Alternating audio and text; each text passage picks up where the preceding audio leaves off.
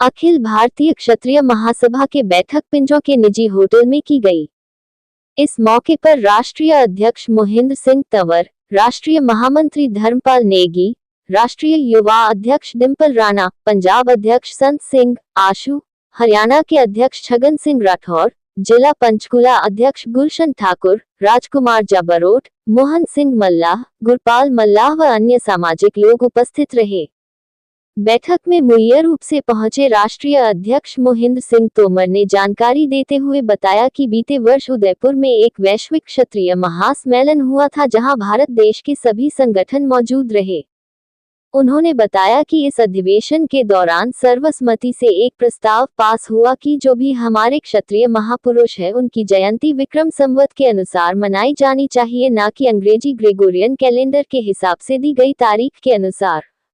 उन्होंने बताया कि महाराणा प्रताप जयंती ज्येष्ठ माह की शुक्ल तृतीया के हिसाब से आती है और हमें भी उसी दिन इसे मानना चाहिए। उन्होंने बताया कि ग्रेगोरियन कैलेंडर 1582 में शुरू हुआ था जो कि 1752 में हिंदुस्तान में लागू हुआ, जबकि महाराणा प्रताप का जन्म 1540 और पृथ्वीराज चौहान का जन्म 1166 में हुआ। तो इसी तरह हमें विक्रम संवत के अनुसार अपने महापुरुषों की जयंती को मनाना चाहिए।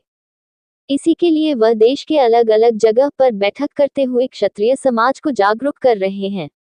वहीं उन्होंने कहा कि हम सभी को मिलकर एक राष्ट्रीय क्षत्रिय महासंघ बनाना चाहिए। पूरे देश में अलग अलग संगठनों के नाम पर समाज बिखरा हुआ है और यदि एक महासंघ होगा तो समाज एकजुट होगा। उदयपुर में एक वैश्विक क्षत्रिय महासम्मेलन 26 अक्टूबर 2024 और उसमें देश की सभी संगठन कंप्लीट पूरे हिंदुस्तान के सभी संगठन उसमें बाहर से भी आए और महाराणा, अब तो महाराणा है वो, तो विश्वराज जी जो महाराणा मेवाड़ हैं, विश्वराज जी ने उस अधिवेशन की अध्यक्षता की। वो विधायक हैं और उनकी जो महारानी साहिबा हैं वो मेंबर पार्लियामेंट हैं राजस्थान में, तो उनकी अध्यक्षता में वहाँ पर सेशन शुरू हुआ। दोपहर बाद जो दूसरा सेशन था उसकी अध्यक्षता मैंने की। उसमें कई सारे प्रस्ताव पास हुए। उसमें मेरे पास 2 वीडियोस हैं।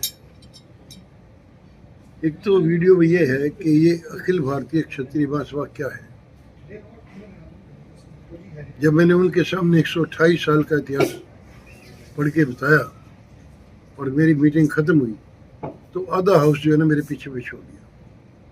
लोगों को पता ही नहीं अखिल भारतीय क्षत्रिय महासभा, लोगों ने बना तो रखी है बहुत, है जी, उनको ये नहीं पता कि जो असल क्षत्रिय महासभा है, ये जो अखिल भारतीय, इसका इतिहास क्या है, नाम क्या था, क्या हुआ, कैसे हुआ, नहीं था पता।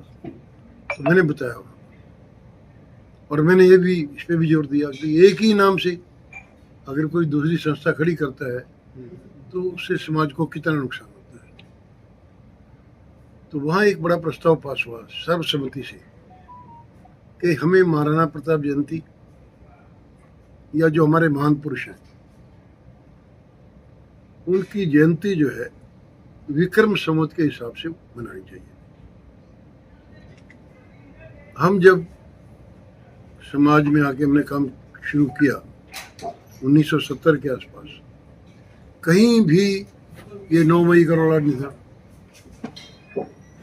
तो ज्येष्ठ शुक्ल जो तृतीया थी, जिस तारीख को आती थी उसी तारीख को विक्रम संवत के हिसाब से जयंती मनाई जाती है।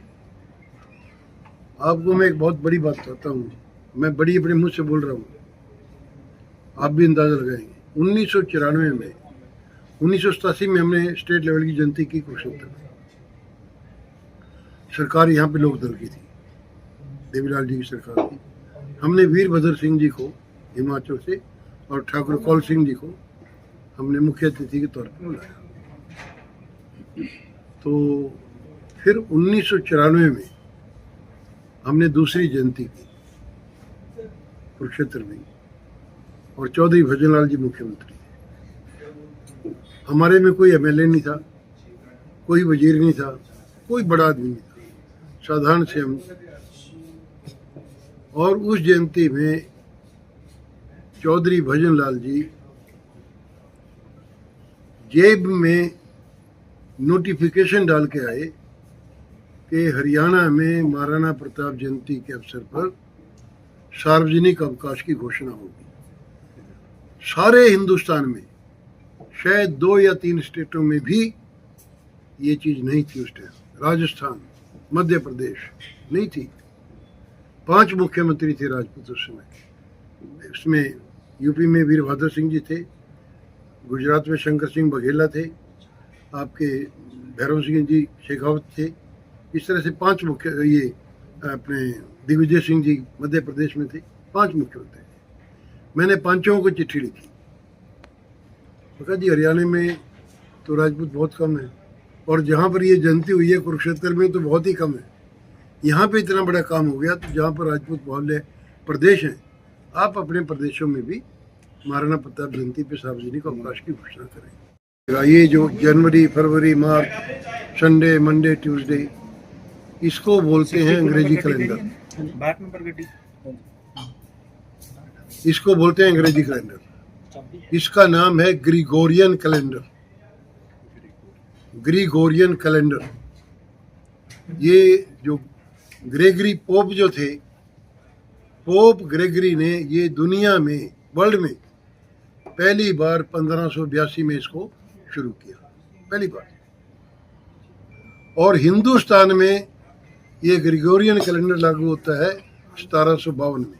ये आप अपने नेट पे खोल के देख लें, उसमें दिया होगा ग्रिगोरियन कैलेंडर 1752 में। वहाँ तो ये महाराणा प्रताप पैदा कब हुए? 1540 में। राय पिथौरा सम्राट पृथ्वीराज चौहान का पैदा हुए 1163 में। तो या कभी भी हो उनकी जयंती या कोई बड़ा इवेंट जो है, हमें अपने विक्रम संवत के हिसाब से मनाना चाहिए। पहली बात तो अखिल भारतीय क्षत्रिय महासभा जो इसको लोगों में हम जा रहे हैं इस बात को लेके, ये हमारी आप उठाओ अच्छी तरह से, और नेट खोल के इसको देख लेना आप। ग्रिगोरियन कैलेंडर जो है दुनिया में 1582 में शुरू हुआ, हिंदुस्तान में 1752 में। एक तो है। दूसरे हमारी मांग अब ये है कि हमारी एक बिहार में अभी मीटिंग हुई थी 23-24 अप्रैल को। एक जगह है पूर्णिया, नेपाल के बॉर्डर पे है पूर्णिया। उस मीटिंग में कौन साहब थे?